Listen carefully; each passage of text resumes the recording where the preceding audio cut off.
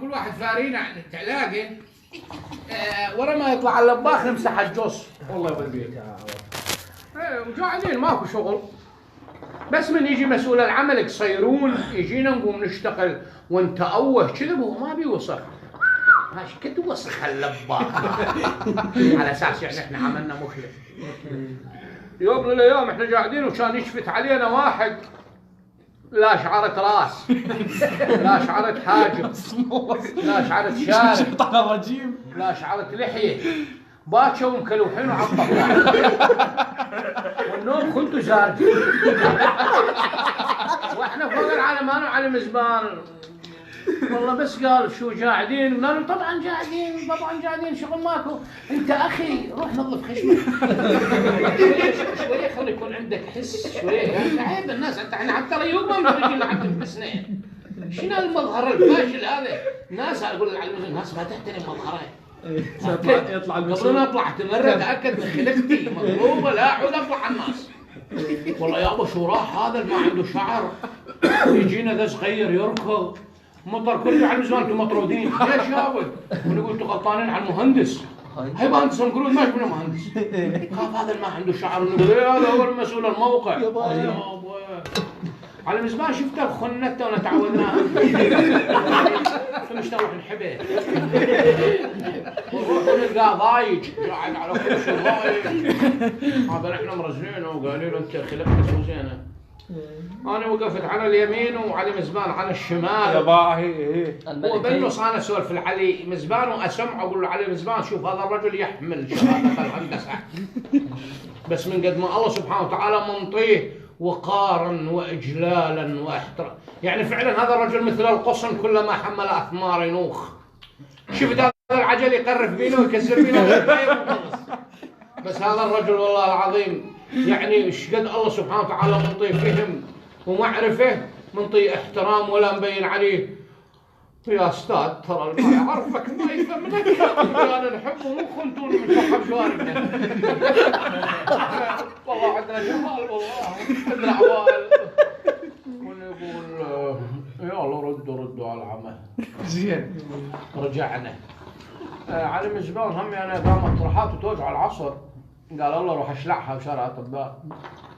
بنج وشلع ونقول الله كل لفه قص يابا لا تاكل انت خطران ثمت تاكل لسانه وكل لفه القص والقى في نص النجوم. فرحه هذه السنه 2004 والله تدري يوميا تعلل انا والجماعه. والله قلت له ماني باشر ما تعلل ولا اطلع على الشغل. ليش؟ مباشر اكتب لافته نروح انا وعلي مزبان انتظاهر امام محافظه كركوك.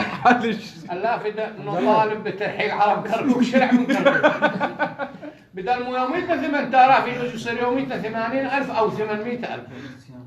ما ضل عمار. لا انا عيب المنطقه مو لكم عيب سقفوا خلوها لا يجون بيها. طب عودت فين حضنك تعش عجلان فين حضنك ليش يا انتوا عندكم هنا بعرفه من هالنسوان الارامل الضاله تقول ارمله تاخذه وعلى مزبان يقعد عندي وكان الله يحفظه. شو يسوي يقعد عندك؟ ابوك له من الراتب وانطي بدال يوميات. والله قاموا يتسولفون ونقول اكو وحده اسمها فكريه. ايه فكريه تتجوز؟ وانا اقول لهم فكريه يمكن تتجوز. هذا فكريه تتجوز قولوا لها وما تروح تقول لها مطر زلمه ويسخرك. لا هذه مفلته ما تعرف السالفه شنو. ولا مطر ونيس يوانسك حسب الله مربيتك بزونه بزونه بالهديه لا على الشكل بزونه عتوي.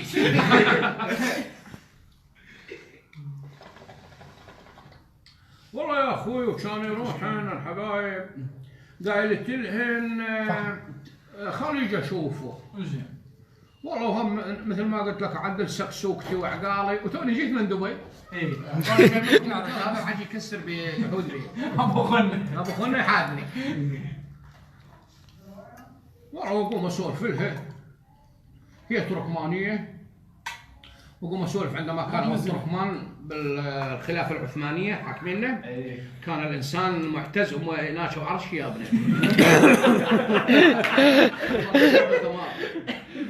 كان المسلم معزوز ومكرم، والله احنا نتمنى ان نتناسب حتى نخلف لنا ولد مثل هذا محمد الفاتح ان شاء الله. وبكنه يصير مثل عبد الرحمن الداخلي يروح يفتح له دوله بالغرب شيء. اي والله ومنسب زين، والله بسلامنا عليكم ومنسبكم زين ان شاء الله. ان شاء الله بس يجي اخوي انا ما ابقى، بس يجي اخوي ولا بقول له لاخوك هذا. والواحد من الولد يقول اوديك على المحلات مالها، عندها 7 محلات بسوق القوريه. 7 6 عندها 7 كيلوات ذهب. عندها فلوس الى يوم الفلوس، البيت ما ينطب من الاجهزه، قلت كل شهر اخلي على زماني بيقولوا 6 7 اجهزه يبيع براسي. وانا اعيش عيشه تنحى. تفكير. اي والله. يوميا من ناجي من الشغل يوديني محمود الصالح وين على المحلات مالها، اطجج اصابعي قبال المحلات. الله كريم ان شاء الله راسه شاب، انا لمي جاركن. والله بشون لك وحده من الفراجينه تلم الاجار والمكتوب لافته عن مدري على فقيدة الحاجه فكري والفقيه ما يدخل. ويتكاولون اخوته عذاب، كل ما يقول انت بكت الذهب وانت لا ميت عندي انا بكت الذهب، لا تصير فتنه. والسلام عليكم ورحمه الله.